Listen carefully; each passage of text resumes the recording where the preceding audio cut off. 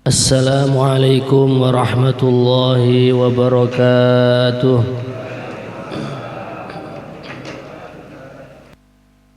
Nahmaduhu wa nusalli wa nusallimu ala rasulihil karim wa ala alihi wa sahbihi wa tabi'ina lahum bi ihsanin ila yaumiddin, amma ba'd. Alhamdulillah, hadirin jamaah salat subuh Masjid Al-Aziz yang dirahmati Allah, bapak-bapak, ibu-ibu, hadirin hadirat yang ada di majelis ini, semoga Allah Subhanahu wa ta'ala selalu mengistiqomahkan kita dalam amal-amal kebaikan. Bahkan amal-amal kebaikan ini kita wariskan kepada anak cucu kita dan keturunan kita sampai hari kiamat. Amin ya rabbal alamin. Ala niyati masyayikhina al-kiram wa li barakati ulumina al-fatihah. A'udzu billahi minasyaitonir rajim. Bismillahirrahmanirrahim. Alhamdulillahi rabbil alamin. Ar-Rahmanir Rahim. Maliki yaumiddin. Iyyaka na'budu wa iyyaka nasta'in. Ihdinas siratal mustaqim. Shiratal ladzina an'amta 'alaihim ghairil maghdubi 'alaihim waladdallin. Hadirin hadirat sekalian, kita buka mushaf yang sudah memegang surat Al-Infitor. Surat Al-Infitor. Kemarin surat At-Takwir, berikutnya surat Al-Infitor. Laras ya? Sampun kepanggih sedaya.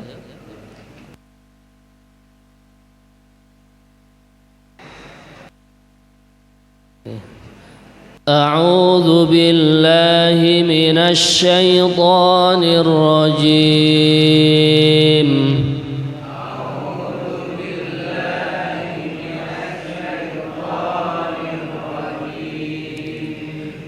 Bismillahirrahmanirrahim.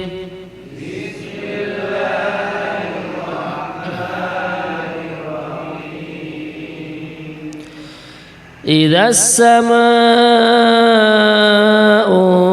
fatarat.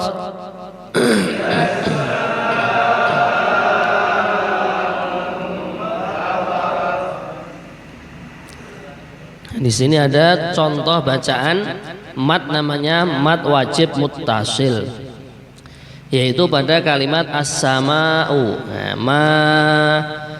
Punika maosipun 4 harokat, panjangnya 4 harokat.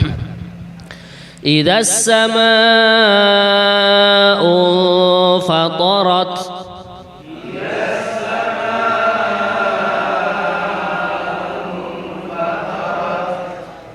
Wa idzal kawakibu tatharat.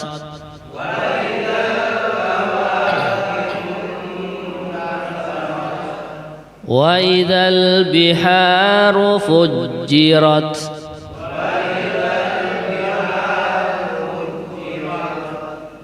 Pada kalimat fujjirat, huruf jimnya wonten tasdidipun. Ada tasdidnya.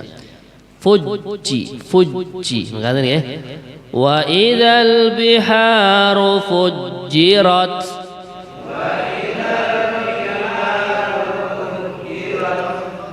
Wa idzal quburu bu'thirat.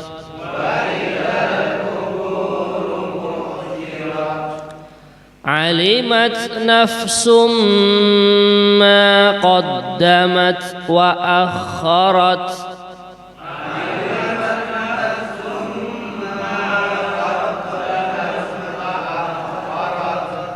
Nah, ini juga pada kalimat nafsum wonten tanwin, harokat tanwin domah, setelahnya mim, yaitu mendengung. Kemudian qadda tasdid, akha wa akha itu. Alimat nafsum ma qaddamat wa akharat.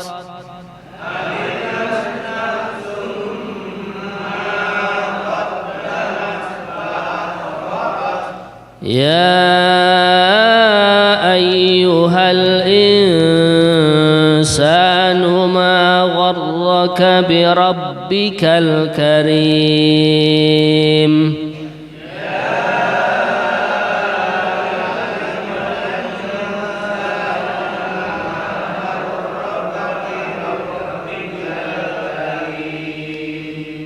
Nah, ini kita akan menemui kalimat ya ayyuha di Al-Quran sangat banyak sekali.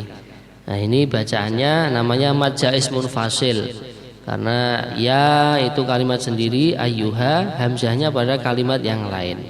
Sama di dalam qiraahnya Imam Hafaz ini dibaca 4 harokat. Ya ayyuhal insanu ma gharraka bi rabbikal karim.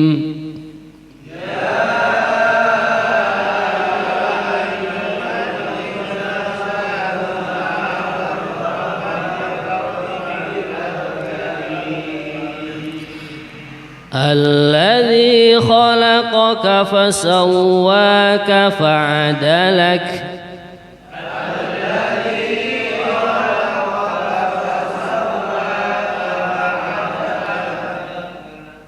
Fi ayyi suratin ma syaa rakkabak.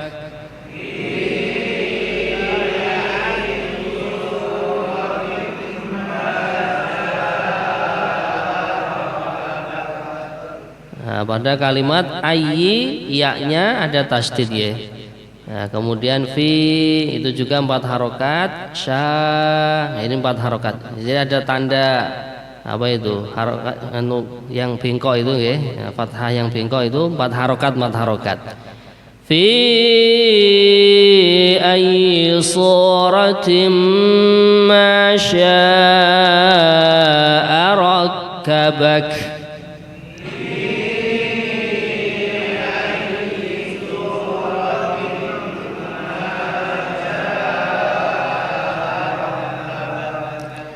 Kalla bal tukadzibuna biddin.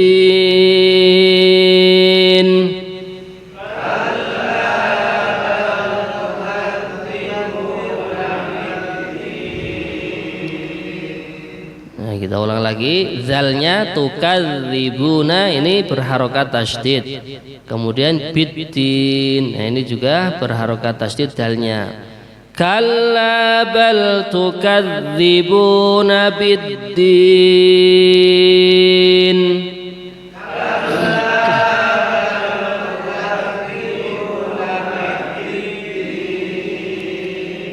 Nah, ini kadang kalimat yang ini din ya, ini ada huruf mat, kemudian setelahnya masih ada satu huruf yang aslinya berharokat tapi disukun karena wakof.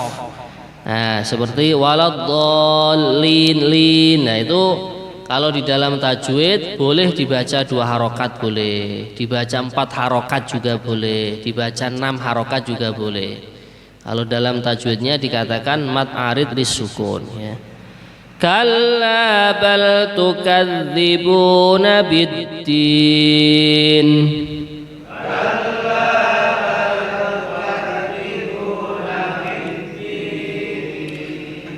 Wa inna alaikum lahafidhin.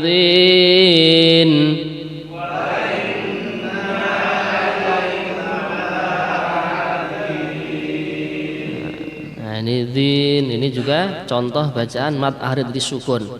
Panjenengan mau membaca 2 harokat boleh, 4 harokat boleh, 6 harokat boleh. Hanya saja biasanya para ahli Al-Quran senangnya baca panjang untuk keindahan lagu itu ke.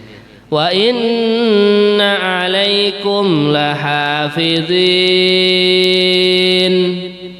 Wa inna alaikum lahafidhin. Kiraman katibin.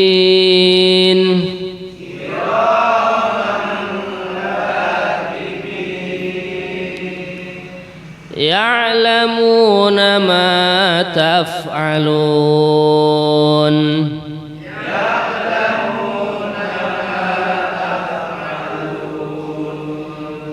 Innal abrara lafi na'im.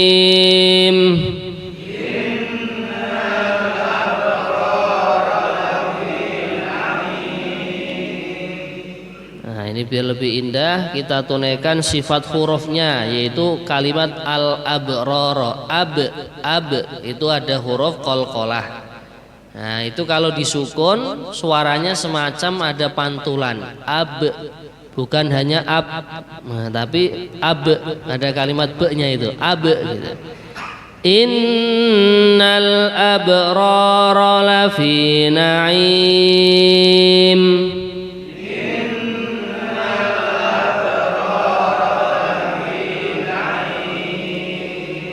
Wa innal fujjara lafi jahim.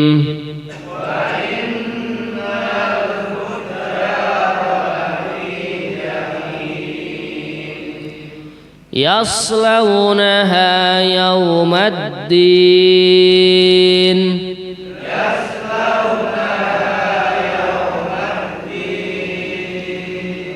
Wa ma hum anha bighaibin.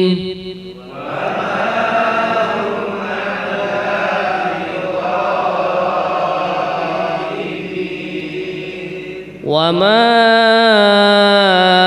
adraka ma yawmuddin.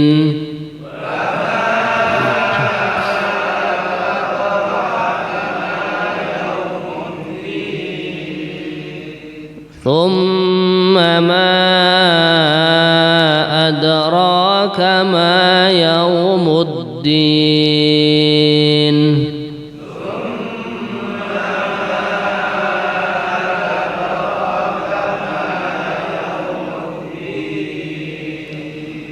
Yawma la tamliku nafsun li nafsin syai'an.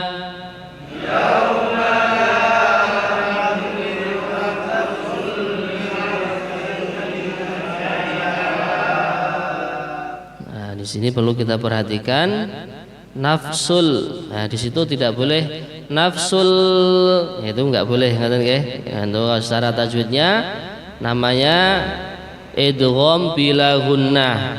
Idgham itu memasukkan bila gunnah tanpa mendengung. Itu langsung seakan-akan tidak ada tanwin.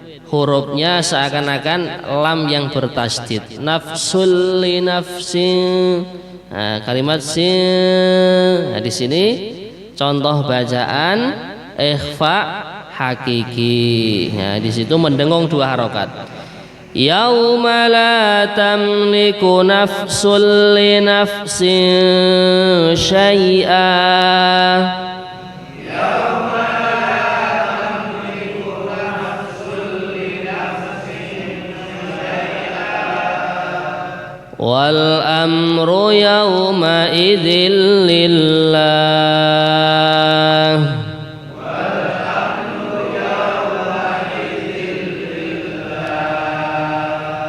Shadaqallahul azim.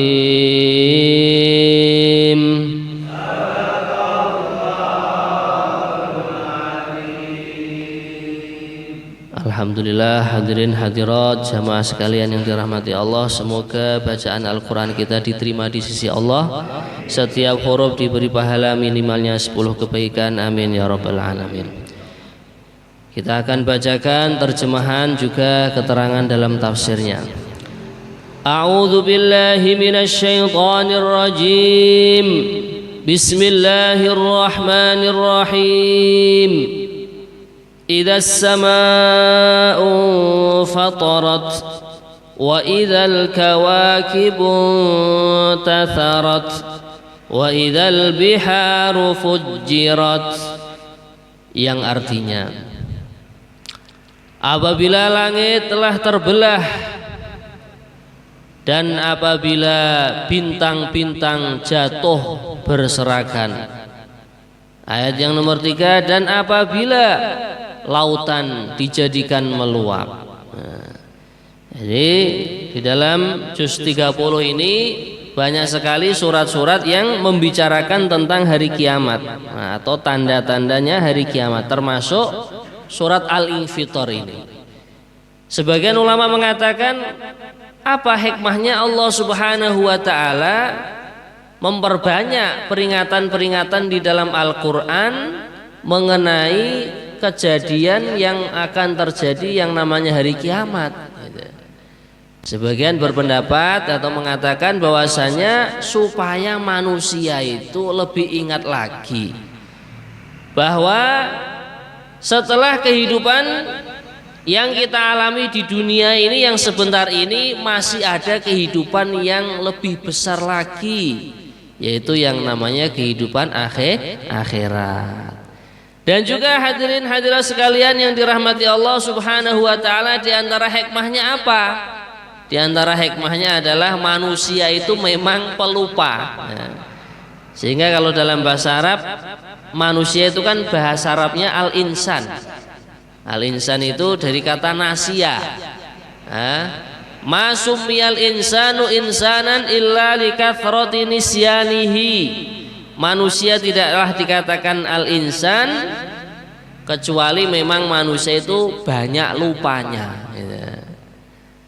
Kemudian juga sebagian ulama mengatakan di antara hikmahnya Allah memperbanyak surat-surat, ayat-ayat yang bercerita tentang hari kiamat. Allah itu sayang, sangat-sangat sayang kepada hamba-hambanya, supaya hambanya itu tidak terjerumus di dalam kelalaian, supaya hambanya tidak terjerumus dalam kehidupan yang merugikan dia baik di dunia yang sebentar, apalagi kehidupan yang kekal abadi, yaitu setelah hari kiamat, kehidupan akhirat gitu. Makanya Allah ini menerangkan bila mana langit telah terbelah. Ini terbelah maknanya itu curah hujan tinggi diantaranya ya. Curah hujan tinggi. Nah tentunya kalau curah hujan tinggi nanti akhirnya apa? Air lautnya menjadi banyak. Ini kaitannya dengan ayat yang ketiga. Akhirnya air laut pun meluap menjadi banyak. Terjadi banjir di mana-mana, terjadi tsunami. Ya. Sudah dikasih tanggul, tanggulnya pun jebol. Nah, tanggulnya pun roboh karena saking dahsyatnya gelombang yang ada di lautan sana. Nah, maka inilah hadirin sekalian, ini menunjukkan bagaimana apabila sudah terjadi hal-hal seperti ini, nah itulah kita sebagai hambanya Allah, kita kembali kepada iman kepada Allah, takwa kepada Allah, taat kepada Allah. Supaya apa? Supaya bila mana Allah sudah mentakdirkan terjadinya hari kiamat, persiapan-persiapan yang kita buat untuk kehidupan setelah dunia ini sudah betul-betul siap. Kemudian hadirin sekalian, ayat yang berikutnya, ayat yang nomor 4, wa idzal quburu bu'thirat alimat nafsum ma qaddamat wa akharat ya ayyuhal insanu ma gharraka bi rabbikal karim, yang artinya ayat nomor 4, dan apabila kuburan-kuburan dibongkar maka setiap jiwa akan mengetahui apa yang telah dikerjakan dan yang dilalaikan. Ayat yang nomor 6, wahai manusia, apakah yang telah memperdayakan kamu atau sehingga kamu berbuat durhaka terhadap Tuhanmu yang Maha Pengasih. Jadi hadirin sekalian, bila mana telah terjadi luapan air laut sehingga terjadi banjir, nah, tentunya manusia sebagian yang kena bencana itu kan meninggal dunia. Nah, baik kena bencana atau tidak, kalau sudah meninggal ya sudah jatahnya nasi dia itu sudah habis, jatah rezekinya di dunia sudah habis. Inilah saatnya kuburan itu digali. Dan setelah kuburan digali, hadirin sekalian yang dirahmati Allah Subhanahu wa taala, jiwa tadi yang sudah meninggal dunia, nyawanya dicabut oleh Allah, dimasukkan ke dalam kuburan dia. Oh, baru dia mengetahui, oh ternyata benar apa yang diingatkan oleh Allah dalam Al-Quran, apa yang diingatkan oleh Rasulullah dalam hadis beliau, apa yang diingatkan oleh para alim ulama dari kitab-kitab yang telah dibacakan kepada kita, ternyata benar semuanya itu. Nah maka disitulah hadirin sekalian, sehingga saking Dahsyatnya di hari kuburan itu manusia yang sudah banyak amalnya pun masih menyesal. Nah, loh, kalau saya tahu seperti ini ya bekal yang akan aku bawa ya seharusnya lebih banyak lagi. Lah sekarang orang yang sudah membawa bekal untuk kehidupan di negeri akhirat saja sudah menyesal, masih menyesal, apalagi yang bekalnya kurang. Apalagi juga yang tidak punya perbekalan sama sekali. Nah, maka ada orang mengibaratkan itu orang yang masuk ke dalam kuburan itu, nah, ketika sudah mengetahui isi-isinya Al-Quran ternyata benar. Nah itu seperti orang yang dia ini diperintahkan oleh seseorang yang dia mengetahui bahwasanya di bawah gunung sana itu ada gua. Nah ini orang yang sudah mengetahui itu membuat pengumuman, wahai teman-temanku, wahai hamba-hamba Allah, kamu masuk ke dalam gua itu. Di sana itu setiap apa yang kamu temui itu adalah merupakan emas, intan berlian, nah, barang-barang yang berharga. Lah maka ini hadirin sekalian, orang itu yang masuk ke dalam gua tadi katanya terbagi menjadi 3. Yang pertama, dia percaya dengan orang yang membawa pengumuman itu. Akhirnya apa? Dia membawa karung yang banyak.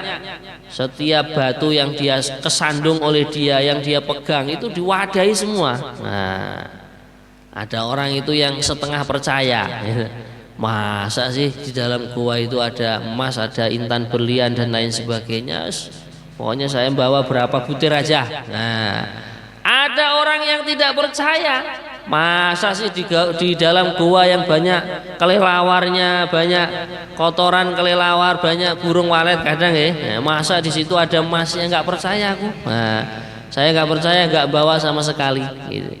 Akhirnya apa hadirin sekalian, setelah dia itu masuk ke dalam gua, keluar di pintu gua yang berikutnya, lah orang yang sudah membawa karung yang banyak, mewadahi batu-batu yang kesandung oleh dia, batu-batu yang dia pegang itu sudah banyak pun menyesal dia. Nah, karena apa? Karena setelah itu guanya ditutup, nah, tidak bisa kembali lagi gitu. Lah orang yang tidak membawa bekal tentunya penyesalannya lebih dalam. Yang membawa bekal aja masih menyesalkan, kalau saya tahu begini semuanya akan saya bawa semua gitu. Yang bawa bekal sedikit juga menyesal, penyesalannya tidak sama dengan orang yang pertama tadi. Lah inilah hadirin sekalian perumpamaan kita hidup di dunia. Allah Subhanahu wa taala telah mengirim yang mulia Nabi Muhammad sallallahu alaihi wasallam. Nah, Nabi memperingatkan, kamu buat amal begini begitu, kamu kerjakan yang sunnah, tinggalkan yang makruh. Nah, kamu buat amal-amal jariah yang sehingga kamu mati nanti masih ada yang mentransfer ganjarannya. Lah ini orang yang percaya, dia akan mengamalkan seluruh apa yang menjadi firman Allah di dalam Al-Quran dan menjadi sabdanya Rasulullah Sallallahu Alaihi Wasallam di dalam kitab-kitab hadis. Itu pun mereka ketika sampai di akhirat, sampai di kuburan ini, alimat nafsum ma qaddamat wa akharat. Setiap jiwa akan mengetahui apa yang telah dia perbuat. Yang baik akan dia ketahui, mendapatkan balasan dari Allah Subhanahu wa taala dengan balasan yang memuaskan di kuburannya di surga nanti. Nah, begitu juga orang yang berbuat lalai, dia tidak menghiraukan peringatan Allah dalam Al-Quran, tidak menghiraukan, tidak mengamalkan apa yang disabdakan oleh Nabi. Lah ini yang penyesalannya luar biasa. Ada juga orang yang ogah-ogahan, separuh-separuh tadi, itu juga menyesal gitu. Lah maka inilah hadirin sekalian, Allah mengingatkan di dalam Al-Quran ini, alimat nafsum ma qaddamat wa akharat. Setiap jiwa nanti akan mengetahui apa yang telah dia kerjakan ketika dunia, nah, yaitu amal-amal kebaikan dan juga amal-amal keburukan pun mereka akan mengetahuinya. Kemudian hadirin sekalian, ya ayyuhal insanu ma gharraka bi rabbikal karim. Lah ini peringatan kepada orang-orang yang tertipu. dengan kehidupan dunia. Maka di sini tafsirnya ya ayyuhal insanu adalah ya ayyuhal kafir, wahai orang kafir. Pada pengajian yang telah lewat, orang kafir itu ada dua, kafir yang betul-betul murni kafir, yaitu ingkar adanya Allah Subhanahu wa taala, ingkar adanya yang mulia Nabi Muhammad sallallahu alaihi wasallam, ingkar dengan firman-firman Allah. Ini kafir yang fatal ini. Kemudian juga ada orang yang kafir kepada nikmat-nikmat Allah. Lah inilah, dengan nikmat yang Allah berikan kepadanya malah justru dia tertipu. Dia justru malah tidak menggunakan nikmat yang Allah berikan, fasilitas yang Allah berikan kepada dia tidak digunakan untuk mendekatkan diri kepada Allah, tidak digunakan untuk memperbanyak ibadah-ibadah ketaatan kepada Allah. Inilah yang dikatakan tertipu. Yang tadi tertipu fatal, yaitu kafir. Kafir tidak iman kepada Allah. Nah ini ada yang tertipu yang agak ringan sebenarnya. Sebenarnya dia iman kepada Allah, cuman masih belum maksimal di dalam menggunakan kenikmatan serta fasilitas yang Allah berikan kepada dia. Kemudian hadirin sekalian, ayat yang berikutnya, alladzi khalaqaka fasawwaka fa'adalak fi ayyi suratin ma syaa rakkabak, yang artinya ayat nomor 7, yang telah menciptakanmu lalu menyempurnakan kejadianmu dan menjadikan susunan tubuhmu seimbang. Ayat yang nomor 8, dalam bentuk apa saja yang Allah Subhanahu wa taala kehendaki dia menyusun tubuhmu. Jadi hadirin sekalian, setelah Allah Subhanahu wa taala lahirkan kita semua dalam keadaan sebaik-baiknya penciptaan, maka inilah merupakan nikmat yang agung dan besar darinya. Allah menciptakan telinga kita menghadap ke samping.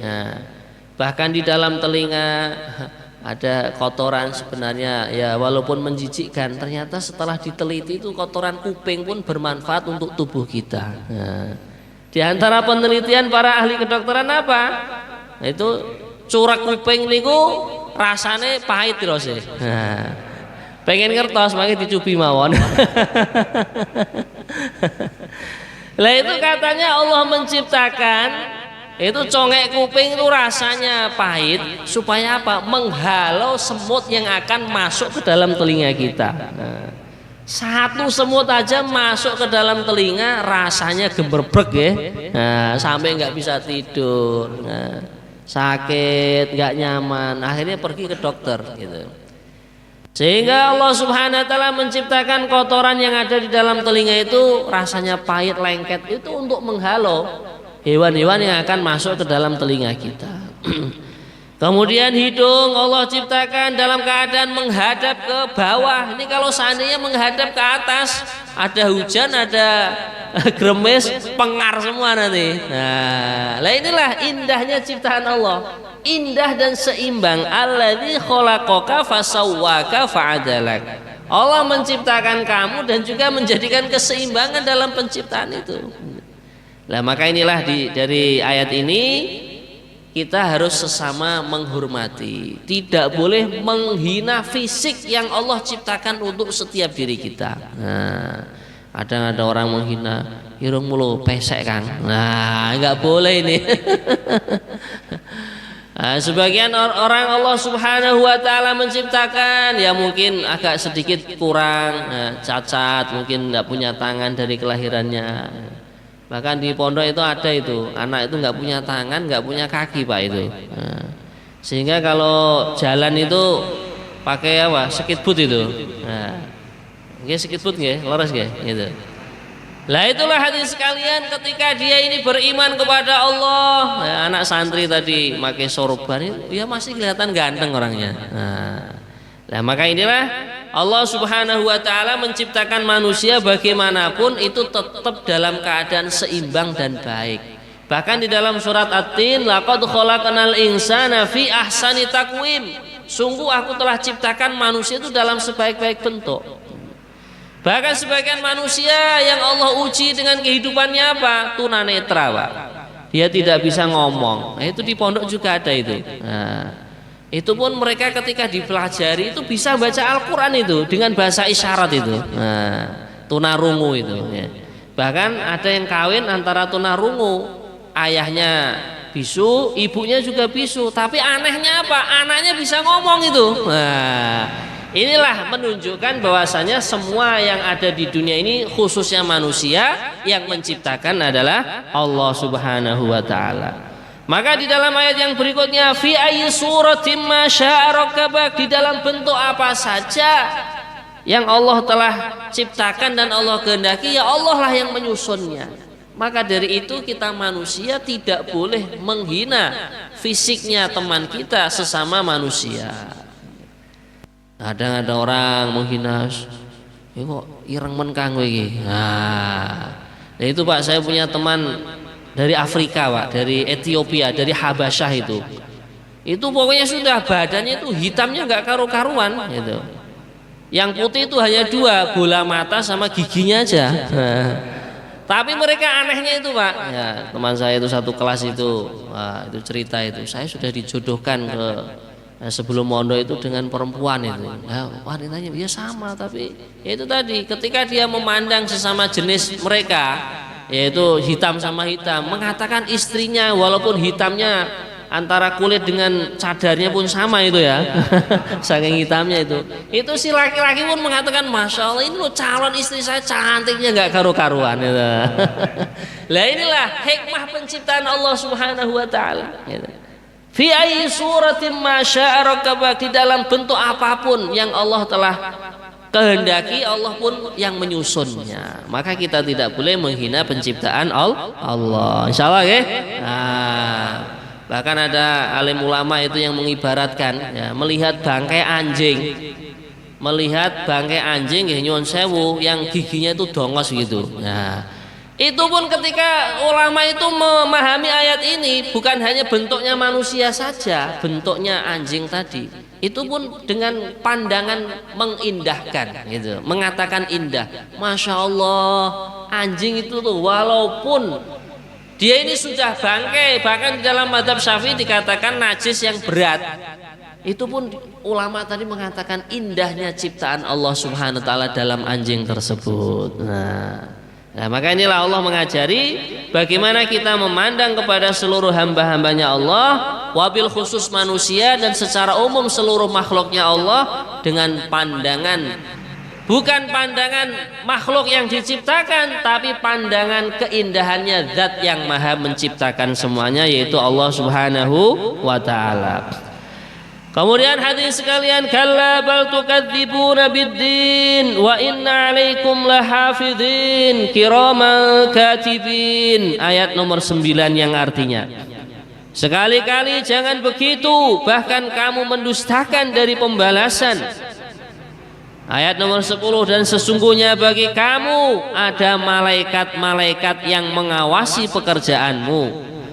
Ayat yang nomor 11 yang mulia, malaikat-malaikat yang mulia di sisi Allah Subhanahu wa ta'ala dan yang mencatat perbuatanmu. Nah, jadi setelah Allah menceritakan kalau langit sudah terbelah sehingga curah hujan tinggi dan lain sebagainya tadi, kemudian sebagian orang kena bencana alam meninggal dunia, seorang yang tidak kena bencana alam pun meninggal dunia, akhirnya masuk kuburan sampai terakhir Allah menciptakan manusia dengan segala bentuk yang Allah kehendaki. Maka kalau begitu kita jangan sampai membohongkan akan terjadinya hari pembalasan, yaitu hari kiamat. Bahkan Allah menjelaskan dalam ayat yang berikutnya, Allah telah menyerahkan, Allah telah mengutus, memberikan tugas malaikat-malaikat yang menjaga. Nah, inilah yang dikatakan malaikat hafadzah. Jadi untuk keseimbangan tubuh manusia, sehingga matanya berkedap-kedip, kalau sudah sekian jam kelelahan, akhirnya Allah ngantukkan matanya manusia itu, akhirnya setelah ngantuk dia menuju tempat tidur berbaring. Inilah yang namanya malaikat hafadzah. Kemudian di dalam tafsirnya Karena setiap jiwa yang Allah telah ciptakan, bahkan setiap makhluk Allah memberikan malaikat yang menjaga, maka di sini dimakruhkan orang itu untuk telanjang bulat katanya. Nah, di dalam tafsirnya begitu. Bahkan ketika mandi, nah itu kalau bisa ya jangan, maksudnya kalau di alam bebas ya, di alam bebas di pantai atau di kolam renang umum itu jangan telanjang gitu. Nah, di sungai ya, di danau ya. Nah, kemudian hadirin sekalian, termasuk malaikat itu akan malu bila mana melihat manusia dalam keadaan telanjang bulat itu. Nah, terus kalau ya nyun sewu, kalau sama suami istri bagaimana? Itu pun kita usahakan memakai penutup aurat. Nah, bahkan kalau di dalam hadis yang disabdakan Nabi, walaupun tutupnya itu hanya sehelai kain atau sehelai benang katanya, nah, sedikit pun tidak apa-apa katanya. Itu. Nah, kemudian juga alim ulama ada yang diberikan ilmu oleh Allah Subhanahu Wa Taala bila mana dalam keadaan orang itu telanjang, mungkin sedang di kamar mandi, sedang mandi, atau sama suami istri, biar malaikatnya itu atau makhluk-makhluk yang lain tidak nginceng auratnya kita, itu membaca doa Bismillahilladzi la ilaha illa huwa gitu. Nah, Bismillahilladzi la ilaha illa huwa, itu diantara doanya begitu. Kemudian hadirin sekalian, malaikat-malaikat itu juga diberikan tugas oleh Allah kiraman katibin, mereka akan mencatat amal. Nah, wabil khusus malaikat raqib dan atid ini ditugaskan oleh Allah Subhanahu wa taala untuk mencatat semua amal-amalnya manusia, baik amal yang baik ataupun amal yang buruk. Maka hadirin sekalian, dari situlah kita diingatkan oleh Allah, kita mau berucap, kita hendaknya berpikir kira-kira ucapanku ini baik atau buruk. Ma yalfidhu min qawlin illa ladaihi raqibun atid. Tidaklah seorang hamba, seorang manusia dia melafadzkan satu kalimat pun, satu ucapan pun, kecuali di situ sudah ada malaikat raqib dan atid yang siap-siap untuk mencatat gitu.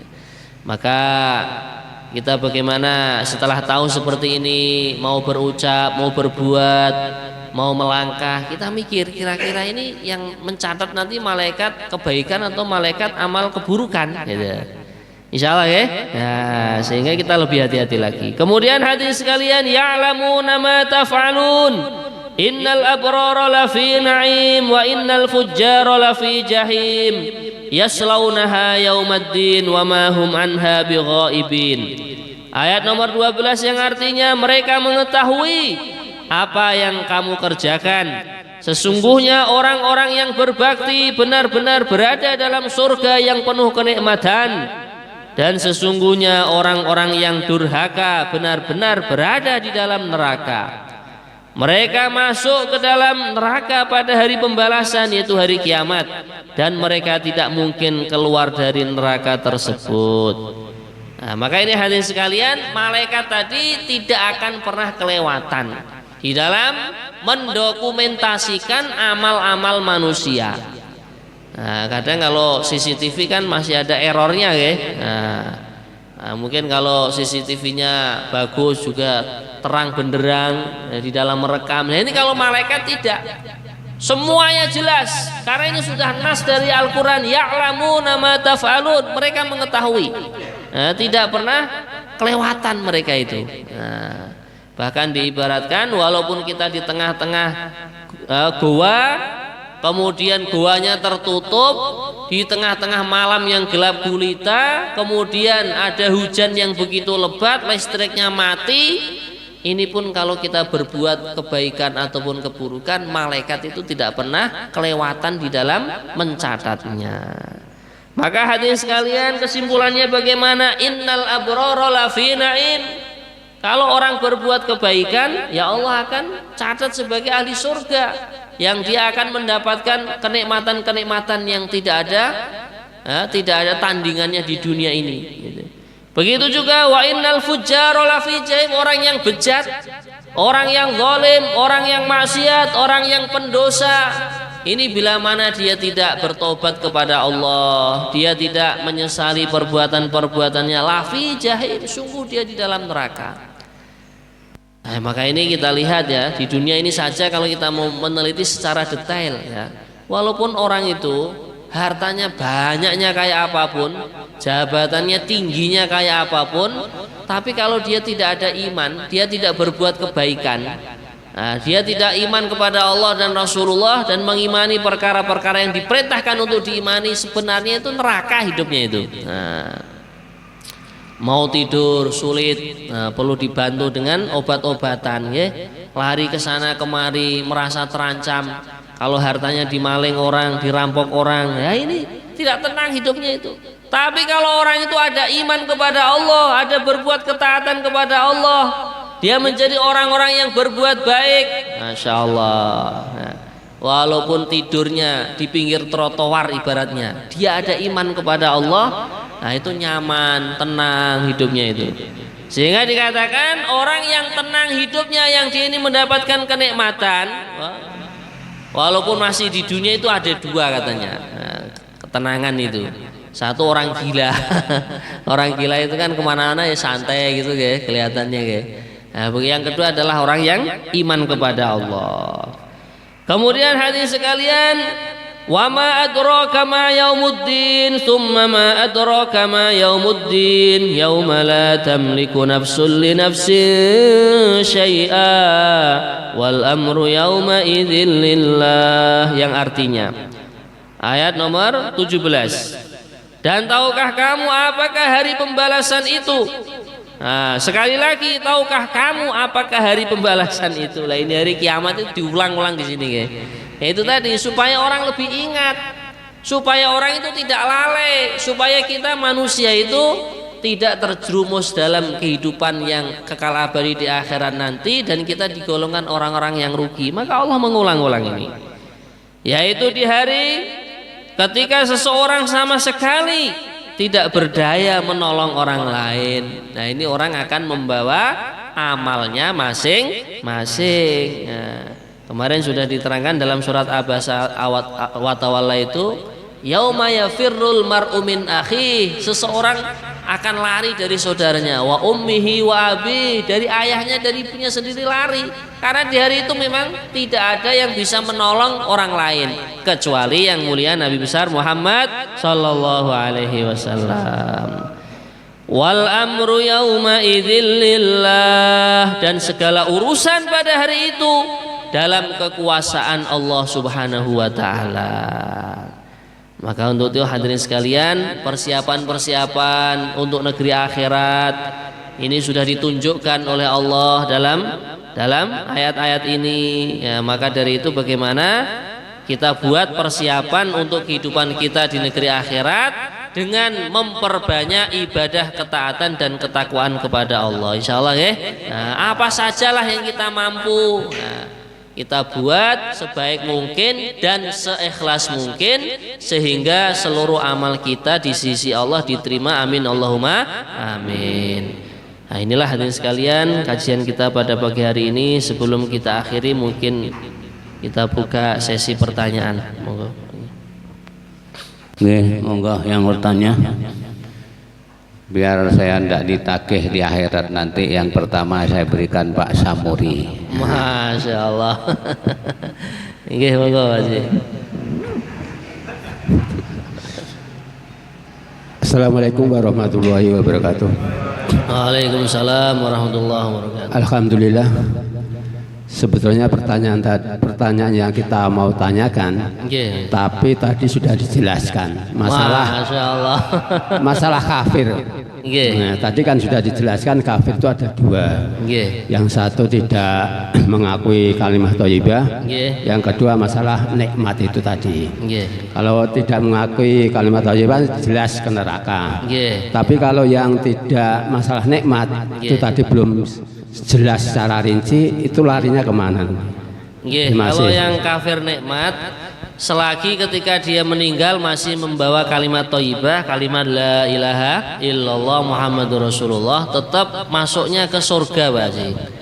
Cuman mungkin di situ nanti akan ada hisab-hisab dulu untuk dia. Nah, kamu diberi ini kok nggak kamu gunakan dan kamu nggak istighfar, kamu diberi itu. Nah, Maka kayak nyuwun sewu dulu Ki Uzairan tuh pernah memberikan apa jenenge istilahnya arahan lah. Jadi termasuk harta itu. Kalau nyuwun sewu Ki Tempuro kan ya terkenal kaya raya toh gitu. Sawahnya banyak, mobilnya banyak gitu. Nah itu beliau itu waktu bangun Pondok Utara itu bilangnya begini, Masya Allah, saya nggak nyangka bisa bangun pondok begini besarnya, tingkat 3 gitu. Kemudian beliau tuh bilang ini semua itu hanya titipan dari Allah, bukan harta saya. Nah kata beliau, harta yang akan dihisap oleh Allah di hari akhir nanti itu orang yang merasa ini harta-hartaku. Nah, tapi kalau merasa ini hanya titipan dari Allah, aku hanya diamanai oleh Allah untuk mentasarufkan atau menggunakan sesuai arahan Allah dalam Al-Quran dan arahan Rasulullah dalam hati. Nah, ini tidak akan dihisap. Gitu.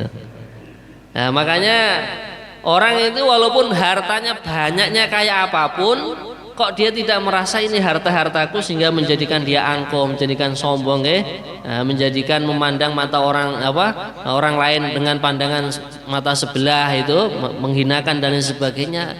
Nah ini kalau dia merasa ini bukan hartaku, saya nggak miliki apa-apa, orang tersebut masih dihukumi orang fakir, orang melarat. Sehingga orang melarat nanti di akhirat akan masuk surga 500 tahun lebih dahulu dari orang kaya. Lah yang dimaksud orang kaya itu kalau dia ngerasa itu tadi, ini harta-hartaku, ini mobil-mobilku, sawah-sawahku. Lah inilah nanti yang akan panjang pertanyaannya di negeri akhirat. Apalagi kalau hartanya kenikmatan-kenikmatan yang lain itu digunakan untuk kemaksiatan dan belum ditobati ketika dia di dunia. Inilah yang akan menjadikan dia mungkin mampir dulu ke neraka gitu. Mengatakan Pak Haji ya. Sampun jelas ya? Nggih, alhamdulillah. Nggih, monggo. Wah, satu lagi. Nggih. Oh, nggih, monggo. Nggih, Pak Haji, monggo. Assalamualaikum warahmatullahi wabarakatuh. Waalaikumsalam warahmatullahi wabarakatuh. Ini tanya di luar itu saya. Nggih, monggo. Kadang-kadang kita huruf fisabilillah itu banyak orang yang nggak tahu, apalagi tanyakan orang huruf fisabilillah itu dalilnya mana. Nah kemudian saya menemukan ini betul apa enggak, yaitu dari surat An-Nahl 125. Nah ini yang saya kan, ini mungkin ada yang lain dan ini betul apa enggak, Insya Allah. Surat An-Nahl ayat 125, An-Nahl itu juz 14.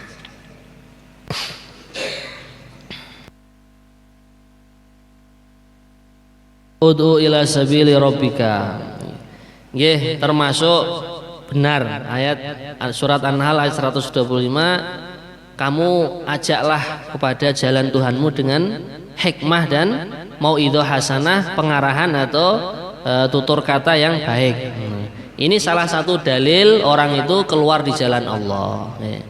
Secara umum di dalam Islam itu amalan yang namanya amar ma'ruf nahi mungkar, memerintahkan kebaikan dan juga mencegah kemungkar, itu juga wajib Pak. Tidak kalah wajibnya dengan puasa, tidak kalah wajibnya dengan sholat. Nah inilah yang banyak saudara-saudara kita itu melalaikannya. Ya cuman ya itu tadi yang namanya amar ma'ruf nahi mungkar itu tidak hanya keluar di jalan Allah, itu termasuk salah satunya gitu ya. Lah kenapa kok kita itu diarahkan untuk keluar di jalan Allah? Kadang kita mau amar ma'ruf nahi mungkar di kampung kita kan malu. Pekewuh istilahnya tiang Jawa, kareh tonggone dhewe, kalih sana famine pekewuh. Nah, akhirnya apa? Masih kita ulama kita kamu belajar meninggalkan rumah untuk keluar 3 hari, 40 hari lah. Nanti setelah terbiasa kamu kembali ke rumah, sehingga begitu melihat kemungkaran, melihat orang belum sholat, melihat orang kalau bulan Ramadan belum puasa, jadi hati kita itu ada prihatin, ada risau, sehingga kita akan mengajak dia dengan hikmah, bahasa yang lembut, dengan kasih sayang, dengan senyum itu. Kemudian dengan mauidhah hasanah, peringatan-peringatan yang baik, pengarahan-pengarahan yang baik, tausiah yang baik. Mengatakan Pak ya? Nah, bahkan di dalam surat Al-Baqarah juga banyak disebutkan wal takum minkum ummatu yad'una ilal khair ya'muruna bil ma'ruf wa yanhauna 'anil munkar. Nah, hendaklah ada suatu golongan yang memerintahkan kebaikan. Kalau nggak ada, ya masjid yang sudah bagus-bagus akhirnya kosong, gitu. Bahkan sebagian masjid malah digadekan jadi Indomaret nanti. Nah, karena tidak ada orang yang mengerjakan sholat. Nah, maka inilah termasuk. Nah, itu tadi ya, amar ma'ruf nahi mungkar atau keluar di jalan Allah ya, termasuk ngaji mekaten. Nah, ngaji ada ustadznya, adanya menyampaikan, ini termasuk amar ma'ruf nahi mungkar. Termasuk ugi jenengan misalkan membuat TPA di musola masing-masing di masjid mas, ini termasuk amar ma'ruf nahi mungkar. Ngajari anak-anak kecil kita sejak dini dikenalkan dengan Al-Qur'anul Karim. Mengatakan Pak Haji nggih, insyaallah. Nggih, saya rasa cukup untuk pertemuan kita kali ini, untuk kita tetap laksanakan. Mudah-mudahan kalau ada pertanyaan nanti kita pertanyakan setelah saya yang akan datang. Iya, insyaallah. Nggih, monggo. Allahumma arhamna bil Qur'an waj'alhu lana imama wa nura wa huda wa rahmah.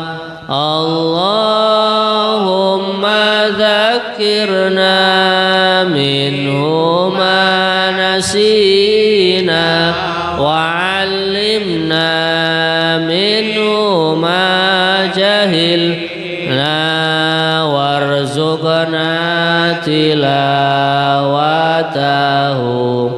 ana al-laili wa atrafan nahar waj'alhu lana hujjatan ya